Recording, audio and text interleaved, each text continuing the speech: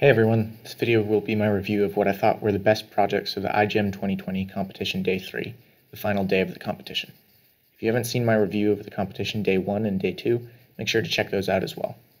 The first project I wanted to highlight is Lung Night from Team SCU-WestChina. This team created a TGF-beta inhibitor fusion protein for treating pulmonary fibrosis and reducing collagen buildup.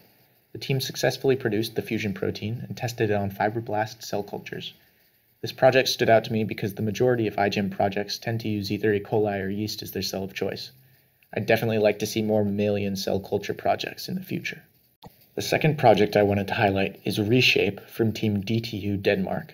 This team worked with the filamentous fungi Aspergillus niger to create and characterize several knockout strains for use in future cell factory type projects.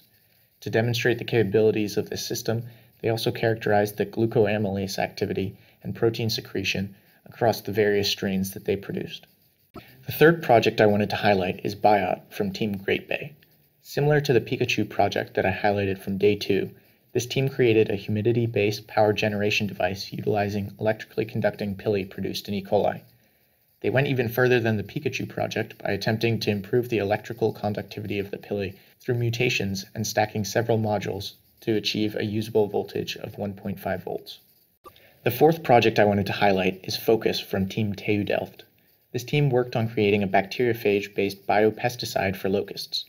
The idea is that the phage targets the gut bacteria of the locust to produce toxins and shRNAs, which then kills the locust. The team successfully showed production of the Cry7CA1 toxin in E. coli and successfully produced shRNAs as well. The project still has several steps left before a true proof of concept, but it seems promising so far. If any of these projects interested you at all, I've included the wikis for all the highlighted projects in the video description below. You can go into more detail with the methods and experiments on the wikis, and I definitely recommend checking them out. And again, if you haven't seen my videos for the first 2 days of the competition, make sure to check those out as well. Thanks for watching.